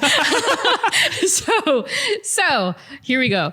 MCU, brother Michael Carter, who's portrayed by Max Brown and Webb Baker Hayes. And so he then grew up to be a captain in the British Armed Forces, and he faked his own death. At some point. Yeah. Agent Carter. And so he was a very important person in her life, obviously, because it was like they were thick as thieves. You know, they grew up together, very close in age and all that good stuff. So he doesn't exist in the books. There's no brother. There's no Michael Carter. It's Harrison Carter. There is a brother. There's no parents. You're right. Sorry. So they futzed all of the stuff up by making her brother her dad. Which is just weird. Okay. And so that brings us to Sharon Carter. There we go. Here we go. So in the books, this is a classic case of timelines just not fitting appropriately, right? So they were like, okay, here we go, World War II. This is kind of like the Magneto effect, where they were like, we're gonna put him, and it's gonna be the internment camps and all that stuff, right? Okay. And then they were like, wait, now that basically makes him like 100 years old. Oh crap, what do we do? And so they were messing with the timelines a bit, right? Magneto, they didn't do anything. Okay. This side of the fence, they kind of were like, okay, Sharon can't be who she is. We got to change this. So this is the magic of retcon when it comes to comic books, okay? So Peggy was originally introduced as Sharon's older sister. Okay. And the daughter of Harrison and Amanda Carter. Okay. It was retconned in 2007. Okay. Because they were like, it doesn't aline. The timing just, because Sharon would be like so old, 70 or 80. Yeah. Which by all, like she does, there is an arc in the books that she becomes old. Like there's an old, like first it's Steve that's old Captain America. Sure, yeah. And a young Sharon Carter. And then Sharon becomes old. And then Steve is back to normal, quote unquote. Okay. So it's bizarre. I mean, they mess with her a lot. But because of the timing and because of the era and because of the ages that these characters are supposed to be, like Magneto kind of got out easy because now all the mutants are basically immortal, right? Yes. They can be reborn and all that good stuff. But with Sharon, it was kind of like, okay, well, she couldn't have been around during World War II if she's supposed to be in modern era. So they changed it that she was now the great niece of Peggy. Yeah, I remember that being a reveal. Right. I was like, whoa. I mean, I get it. Steve's a little freak, man. It's true. It's like, Steve, you like them Carter girls, huh? This man just doing, right? Just going out with different generations of Carters. Yeah, Steve. But also, it's on S.H.I.E.L.D. for assigning Sharon to watch over him. Like, they messed up. It's their fault. You guys are just instigating something here. That's messed up, right? I wish people could see your face when you say that stuff. It's so good. Weirdos. So in the MCU, of course, Sharon Carter, portrayed by Emily Van Camp, who once dated Chris Pratt. It was very strange. I wrote her down as a problematic niece, and that's just a personal opinion. No. Just because I was like, oh, would you? Steve made a decision. He could have said this no. is true. This is true. But I'm gonna use power broker as my other reason for calling her that. But so, if you will, this is now the lineage of the Carter family. So Peggy then had a son and a daughter. And then they had, like, then it goes down to her nephews and nieces. Yes. To which it then goes down even further that Sharon is her great niece. Yes. That's crazy. So she went from being her sister to being her great niece. Gotta match the timelines, man. Yeah, exactly. Right. So it's kind of crazy. And so, the nuts thing about Peggy is that because, beyond her sentimentality, because that, let's face it, if she was to be encompassed in a word, sentimental is gigantic, right? Yeah, I agree. And so, what film was it that they showed the footage of her in 1953 or 1953, where it was a more modern Peggy and that she was like revisited. It was for the Captain America exhibition at the Smithsonian, right? Yes. And so that footage of, I think it's Joe Russo asking her the questions like, so you... Even after Steve was gone, he was still saving my life. He was still looking after me. She sound like Tom Holland. She sounds like Tom Holland. It's the best I can do. The best I can do. You're good. Go on. Jesus. Because she met her husband. Yeah. Yeah. Yeah. Right. Because of Steve. Steve, and so, Sacrificing himself. Yeah, so she mentions this man and, the whole thing about, and then I moved on to be in S.H.I.E.L.D. with my husband, yes. and her husband and this. And and what you just said is that Steve essentially saved him during war and he eventually would become Peggy's husband. Yeah. Never named in the series. Her husband. Yeah. Yes. So it's unfortunate, with that because, like post World War II and kept descending into the ice. She married the man that was eventually saved by him in 1945, but the show got canceled before they were gonna actually show it. And so I remember thinking in the first 2 seasons, like each episode is like, which one is her husband? Which one is her husband? Like I wanted to know desperately. Where is he? Yeah, is it Sosa? Is it that guy? Is it this guy? And they never revealed it. And so Agent Carter producer Michelle, is it Michelle? I think it's Michelle Fazekas intended the series to identify Peggy's husband, but then it got canceled. So it's like, somewhere Rough. in storage or somebody's In archives. Sitting on a shelf. Yeah. Script sitting on a shelf. Yeah. Yeah. Like there's the reveal of who her husband was. And we'll never know. And who was going to be cast as him and all the stories. And now we'll never know. Never know. I don't think we will. I don't think they'll ever bring that out. Yeah, it's past 30 because it's past the prime, because right? Steve's story is already closed. Yeah, exactly. Steve Yeah, and Peggy's that's very story is true. closed. That's true. So maybe she'll never be back. Aww. Pain. Pain. Whatever. You can't. I mean, As much as people want to bring back these old characters, I'm just like, story's done. They're done. That's fine. Like we don't have to reopen up old wounds. Exactly. So from that, of course, like we just mentioned, she also had a son and daughter who are also unnamed. But did you know this? Because I didn't know this, and I was like, "Oh!" So, screenwriters Christopher Marcus and Stephen McFeely. So they wrote the first episode of Agent Carter. Oh, nice. Right. Okay. So it was like the strongest episode for obvious reasons because they had to reintroduce this character into a short form version, which is like, okay, that's a tough task. So of course they would pull people who wrote the movie, Captain America, or at least not Captain America. What did they write? Do you remember? McFeely and Marcus? It was Captain America. Was it? Okay. Yeah. Oh, sheesh. Yeah. Okay, great. Good going, brain.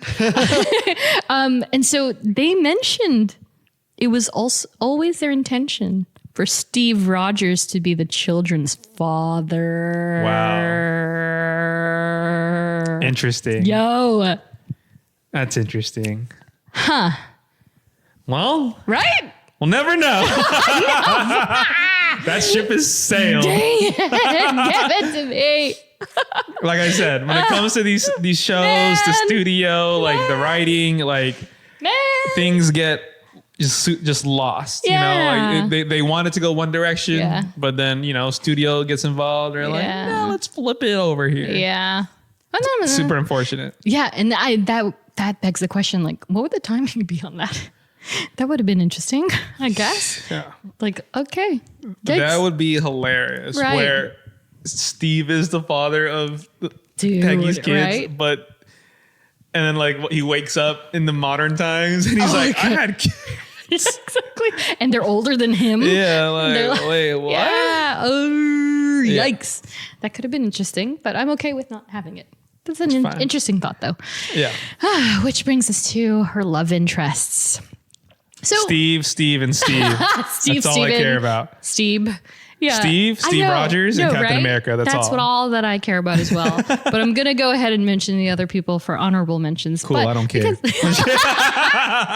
The episode is done. Thanks for listening. Remember to rate We'll and see you next subscribe. time. Oh, God. So, real talk. She did have a few love interests when it came to both the books and in the MCU.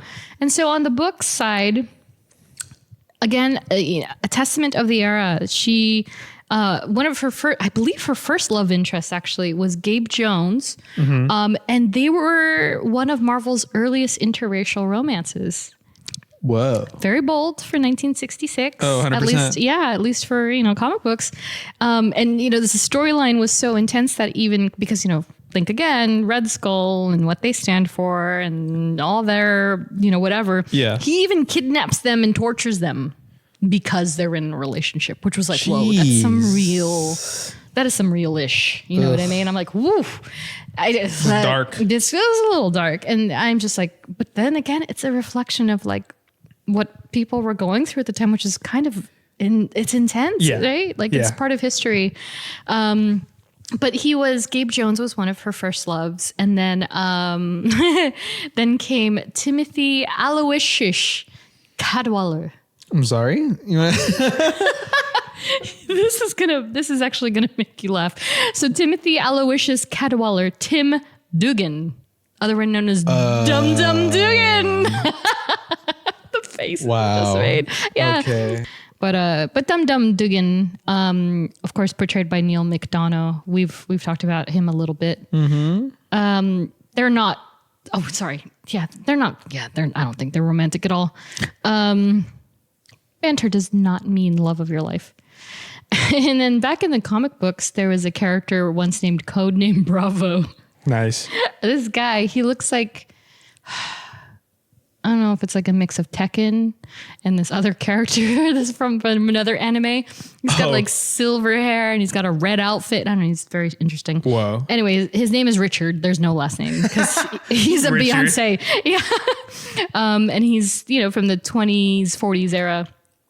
And he was a super soldier. Ooh. Yeah. Super soldier from the 20s, 40s. Man, I want to be a super soldier. Interesting, right? Wait, what? And then over on the MCU side, so there's a big gap. Like that's it, right? That's it for 100%. comic book, and then it goes back over to MCU where she had quite a few because of the show. So Jason Wilkes, portrayed by Reggie Austin, and I feel like almost he might have been a supplement for Gabe Jones. I'm not sure, but he was a scientist at Isodyne Energy. Before joining the SSR with her. And then he got infected with zero matter. I remember that whole thing. She was trying to save him. Yeah. And then Daniel Sosa, who I thought was going to be the man that ended up being her husband, portrayed by Enver Jokai. He's the chief of the SSR LA branch. And then later S.H.I.E.L.D. West Coast security chief. And so, yeah, they constantly had chemistry throughout the series. I think if anybody stood out to me, I would say that Sosa was the big one. And then unfortunately he was killed by a sleeper agent, a Hydra sleeper agent. So damn Hydra, man. Once they offed him, I was like, man. I was like, man, okay. And then came Fred Wells, portrayed by Kevin Chengaris. So Fred is the interesting one. Albeit he is the most boring of all of them. But he was Peggy's fiance before she went to go fight the war. So after her brother's alleged death, she was with this guy. He basically was trying to talk her out of becoming, to enlist at all. And to become who she inevitably becomes. Because come on, the spirit that woman has, there's no way. So basically he was trying to dumb down the war, and he was like, fighting in a war, it's, not fighting war is a privilege. You should stay home and be a wife. Jesus. Yeah, it's supposed to be the 40s, right? Yeah. And so he's essentially, I read him as the antithesis of Steve, because Steve was very much like, I want to serve my country, I want to do right for everybody, Yes. and and this guy's just like, yeah, no, don't join the war. It's just stay home. it's like he sucks basically. And so that doesn't fly. Yeah, she's like, I don't want to marry you. I'm good. Yeah, and then she's like, goodbye. No longer has a fiance, and then imagine that. She's leaving this guy, and then she cuts into the Peggy we see in Captain America, and so she's been in the field for a bit. Yeah. Yeah, like, oh god, the contrast right there. I was like, shh. And then of course the unnamed husband. Yeah, we'll never know. No information about. And then some guy named Captain America, Steve Rogers. Steve Rogers. So. This is actually an unexpected relationship dynamic, because in the books, Peggy was Steve Rogers' girlfriend. Steve Rogers is his girlfriend, okay? Okay. But they then retconned it to that she was Captain America's girlfriend. Interesting. Okay. Different identities, yes. Okay? And she didn't know that he was... she didn't know Captain America was Steve Rogers. Steve Rogers? Oh my Correct. God. Yeah. Hidden identity. Interesting. And so, of course, a lot of the retcons of the comic have been altered to better mirror the MCU now. Yeah. So you'll see a lot of those parallels trip out. But an interesting thing I thought about comic book Peggy is that, like, even in her first appearances, she was already suffering from amnesia. So she would get these bouts of amnesia where she just forgets things entirely. Yeah. And so I think in one of the first issues, or at least the Captain America issue, like, she forgets that she's even, like, interested in him. Oh, okay. Completely forgets by the end of the issue. Yeah. Because I believe the lore is that when she was a young child, or at least in the trenches or something, she got hit by a grenade blast or something. Oh, shoot. Something Okay. happened to her, so her brain was just not Yeah. right. And so unfortunately she had these spells, and so she would forget things. And so that happened a lot. That happened to her a lot, and it's kind of really sad. And so I think that they carried that over to the Alzheimer's that we see with older Peggy. And so I think that was kind of their homage to the comic book version. Like, yeah. Was that Civil War? Yes. Yes. Yeah. Yeah, it was. Yeah. Okay. Sharon. Yeah. Yeah. So, it's really sad. I know.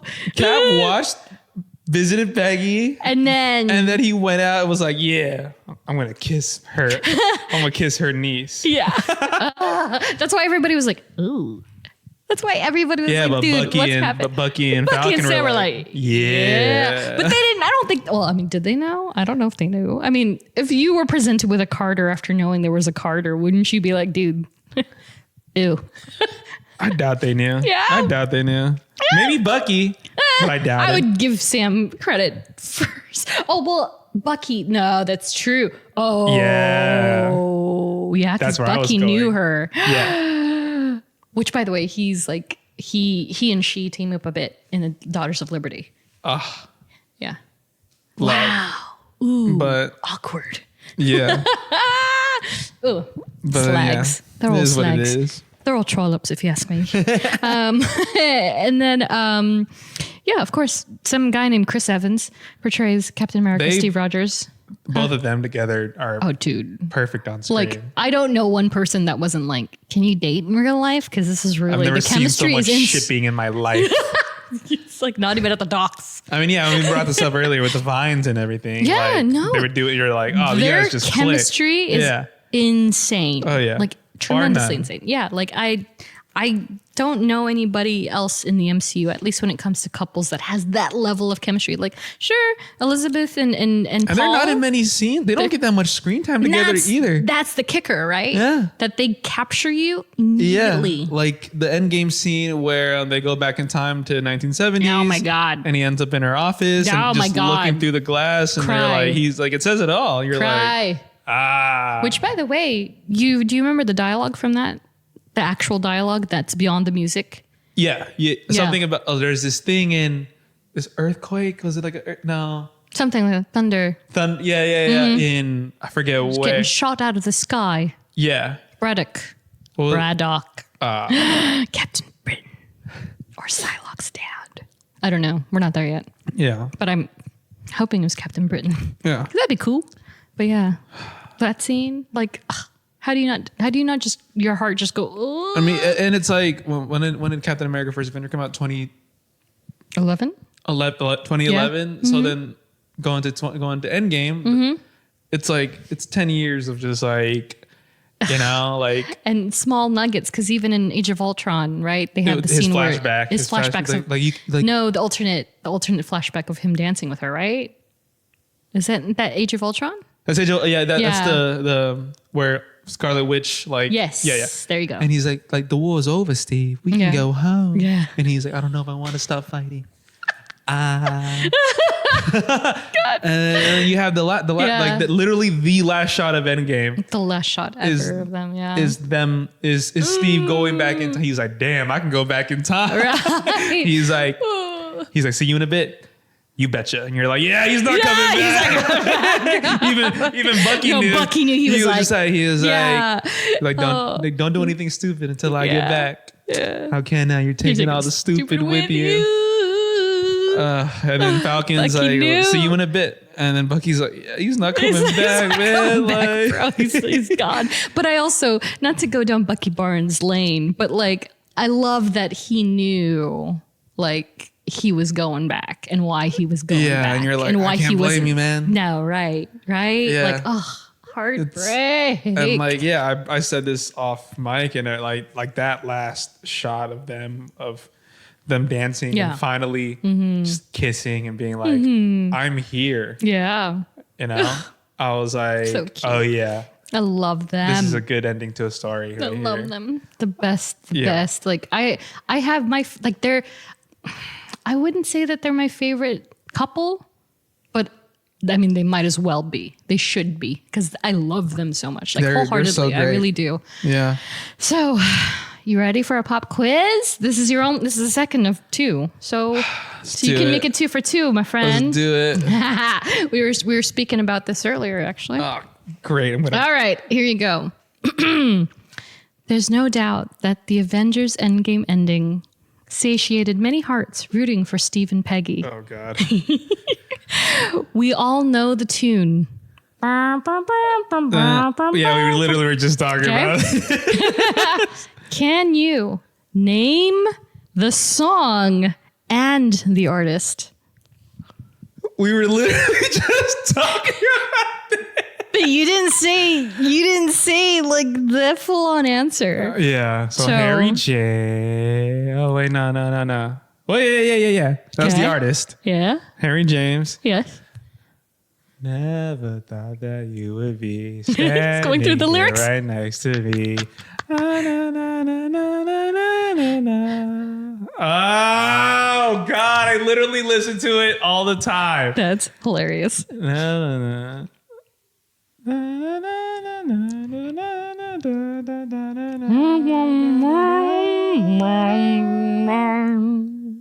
Oh my God. I listen to a lot of Harry James, so I know this off the top of my head. I never thought that you would be standing here right next to me. It's been a long, long time. Yes, that's my boy. 2 for 2. He's back. Yes. He's back. Yes. So if you missed that, the song title is "It's Been a Long, Long Time" by artist Harry James, with vocalists. So this is where I'm going to let you free, because this is a tough one. Because obviously Harry James, and then a He's woman not is obviously singing. Yeah, he is the saxophonist, and so but Kitty Kalin is the vocalist, and so that song came out in 1945. So it's even time accurate, which is beautiful. But on top of that, that was, believe it or not, the last of Harry James's 9 number 1 charting songs in that era. Wow. He was the man. So great and Did so they crazy. use that song another time besides that? I feel like They did. They did. Do you remember? I'm trying to. And that's why it's stuck. And that's why I think it's such a fabulous Easter egg / earworm, because it is played in another part of the MCU. Yeah. What movie was it? Because I remember it very clearly. Really? Yeah. God. Okay, here we go. It's time to reiterate. You got to fast forward that I think it entire was memory like, bank. I don't think it was like, oh, was it? It's not, no, not from the first Avenger. I would have known. No. Was it Age of Ultron? Was it in the? Nope. No. Ooh. Was it, okay, so was it after Winter Soldier? No. Was it during Winter Soldier? Yes. Oh. The face he is making right now. Wait, I think, okay, yes, it was. Think about it. Think about it. What moment? Okay, I'm playing the movie in my head again real quick. Winter Soldier, Fall of Hydra. God,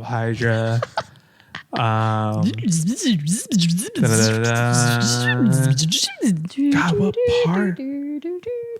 It's relatively early in the film, right? Mm-hmm. Oh, yes. What is Okay. it? What is it, Jeff? Aha! What is it, Jeff? It's when he goes home back to his apartment and S.H.I.E.L.D. has been compromised, and that's the song playing when Beautiful. when Nick Fury is in the apartment. Yes. And he's communicating with the phone. And then Sharon was like, "Oh, I think you left some music playing." Yes. And Steve was like, "Thanks." And he's like, "No, the fuck I didn't." Exactly. He literally said that. I don't know if you guys know that, but you need to go back and watch it because that's exactly what he said. He was like, Yeah. He was like, I think not. Well done, sir. Oh my God. You did it. Look at you. I'm Comeback obsessed king. with that song. Comeback king. Yes, I'm it's obsessed so with good. it, man. It's so good. Harry James, listen to him. So that brings us to other versions and in other media. And so for Peggy, I feel like this is a more prominent tier of discussion because she's also the comeback queen when we talk about her. And so I mentioned earlier, really quick before we get into the obvious. So the Dryad. First appearance was Captain America Volume 9, Number 9 in April 2019. And so the name was an interesting one because I was just like, okay, when they give characters like her a rename or an additional name, it's for a reason, right? And so the Dryad meaning is in Greek mythology, the Dryad, also called God, I keep doing this.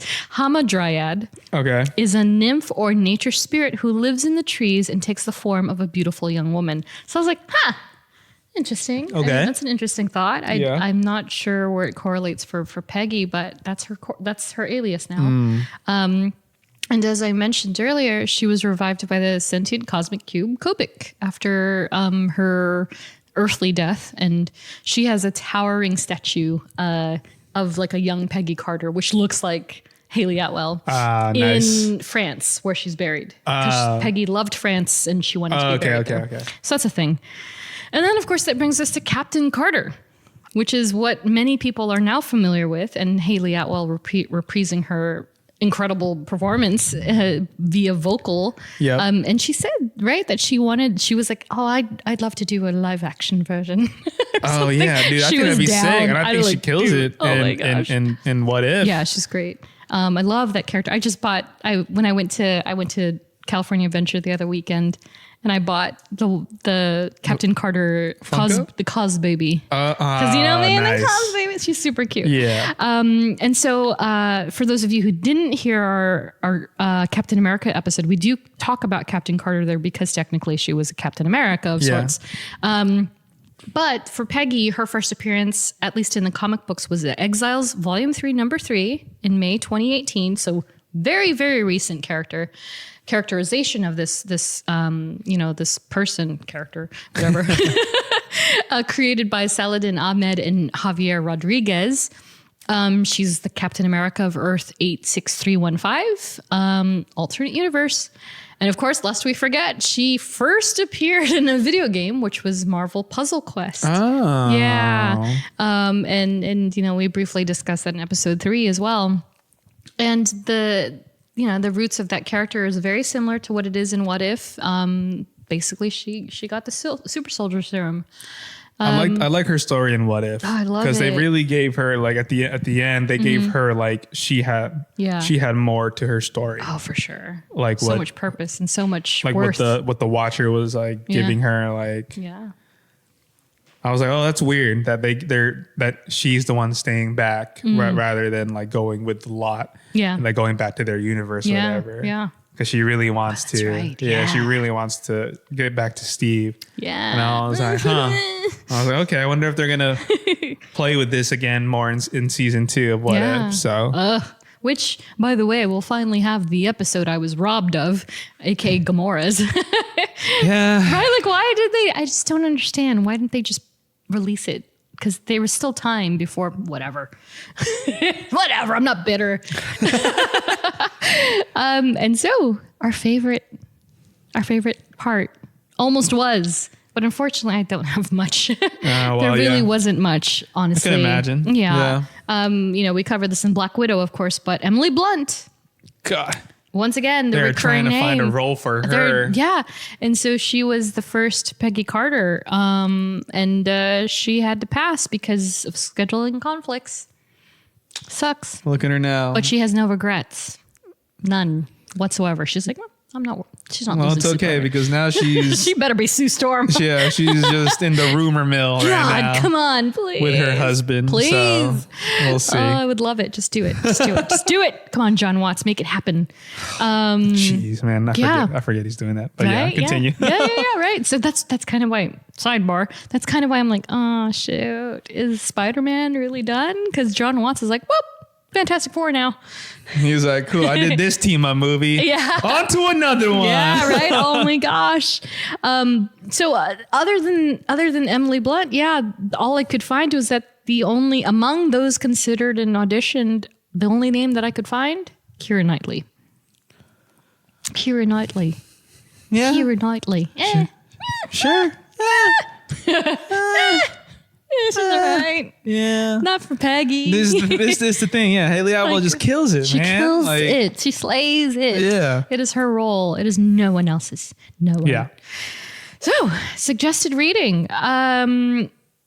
Yeah, I've read a little bit here and there with her, but I will say Peggy Carter, Agent of S.H.I.E.L.D. #1, December 2014, is a one-shot actually written by Catherine Immonen. If you're not familiar with the Immonens, so good. Okay. So good. So husband-wife team. Catherine is the writer and Stuart is the artist. And Stuart did a number of Marvel books, but also for me, he did some incredible work with Spider-Man. Oh my God. Nice. Anyway, Ed Brubaker, Stan Lee, and Steve Englehart with John Warner, with some art by Ramon Perez, Steve McNiven, Jack Kirby, John Romita Sr., on and on and on. There's a ton of artists. It's a compilation. Yeah. So, Okay. yeah.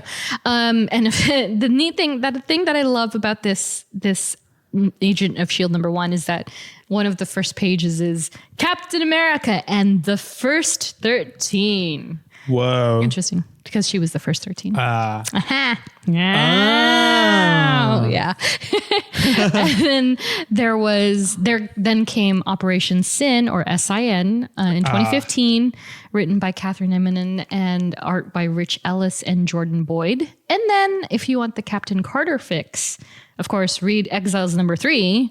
And then she actually has, ironically enough, when I set up our social tweet for our tweet for this episode, Yeah.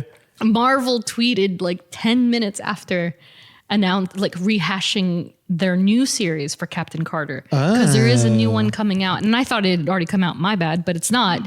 And so there's going to be a 5-issue series called Captain Carter, arriving in comic book shops March 9th, 2022.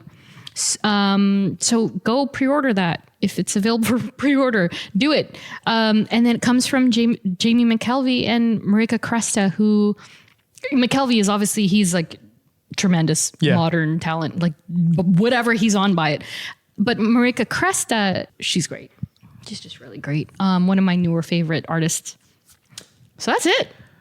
Wow. Peggy Carter. I mean, yeah, it's funny like how dense her biography is and Yeah. everything. And I mean, we probably should have done like a total like runtime count of like how many minutes she's actually appeared in I know, films. huh?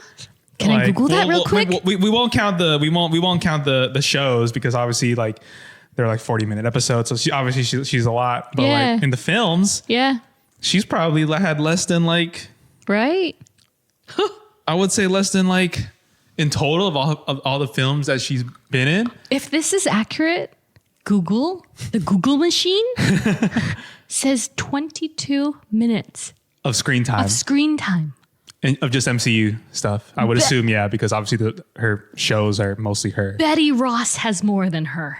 Wow. And Betty Ross is like, I don't know if they're counting Jennifer Connelly and Liv Tyler, but Yeah. this is, oh my gosh. And this was in 2020. Oh my gosh. Well, that's when Endgame came out. Or 2019. So yeah, it was after Endgame came out. Yeah. That's mind blowing. Because because like the most screen time she's ever had was First Avenger. Smokes. I cannot Yeah. believe she's only been, wow.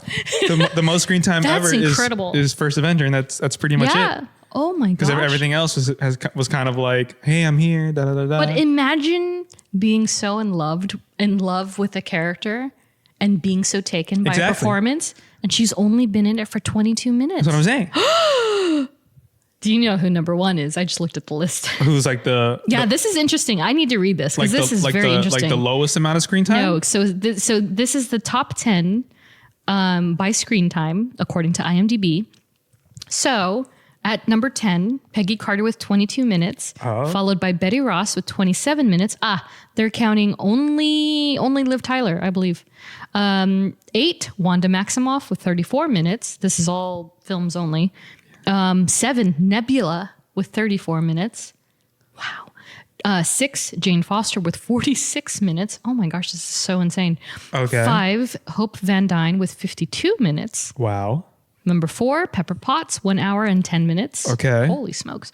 Number 3, wow. Carol Danvers, 1 hour, 11 minutes. Well, I mean, she got her own film. So, Was this before that? Wait, are they counting her own film? yeah. Yeah. Oh, well, I mean, technically it's all her, but then she doesn't make, and then Endgame, she's only in there she's Deus Ex Machina type of thing. Yeah. Number 2, Gomorrah, 1 hour, 20 minutes. And number 1, Queen, of course, Natasha Romanoff, 1 hour and 15 minutes. Wow. Well, that's before her movie too. Technically, yeah. Wait. Although she's no longer alive, her solo movie, Black Widow, takes place after. Yeah. Oh, okay. Yeah, is set to release on May 1st. Yeah. So it's before. So she's still reigning queen because now she's like 2 hours and 15 minutes. Yeah. But wow, I didn't even. I know. 22. Way to go, Haley. Holy shit. It takes a lot Wow. to have such an Oh, what impact a on an queen. audience, but only have 20 minutes of total screen Right. time. Oh my gosh, I'm so impressed Yeah. by her. That's so great. I love Yeah. her so much. My gosh. Okay. Anyway, yeah. So that's the show. I love that. Yay. I love that for us, and I love that for all the Steve and Peggy lovers. We did it. And yeah, we love Peggy Carter. I don't think we're ever going to see her again live action. That's just my opinion.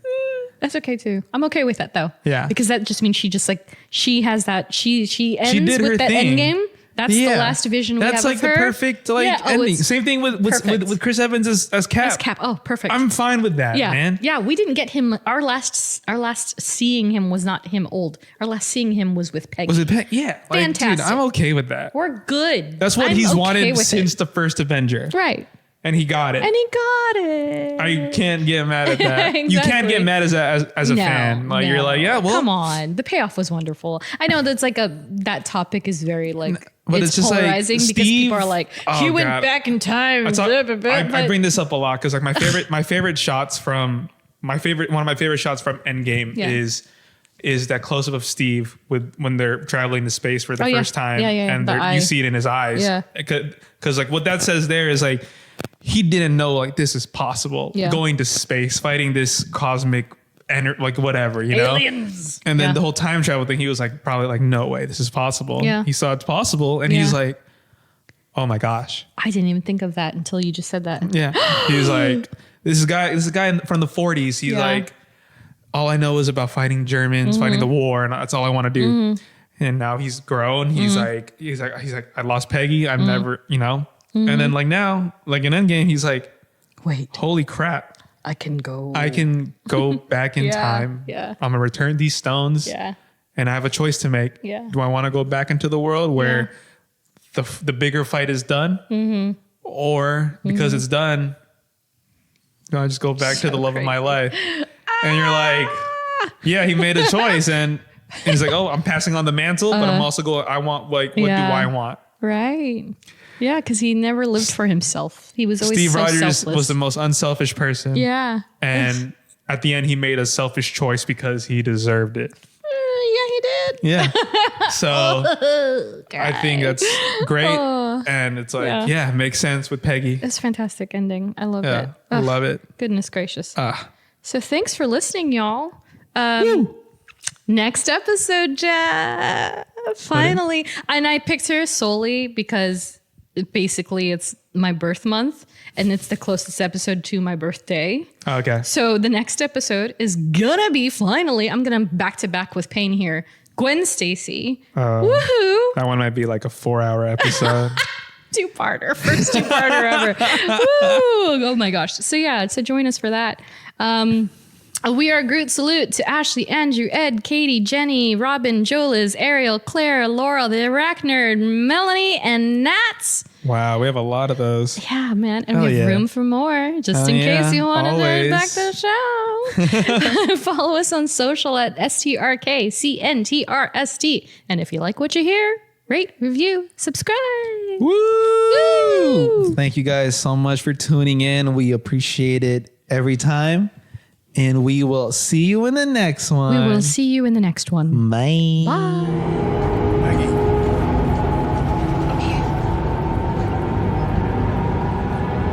You're gonna need a rain check on that dance.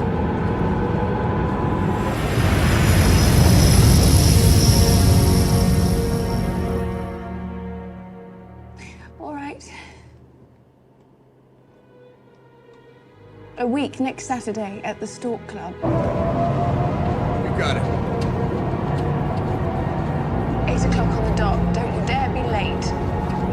Understood? You know, I still don't know how to dance.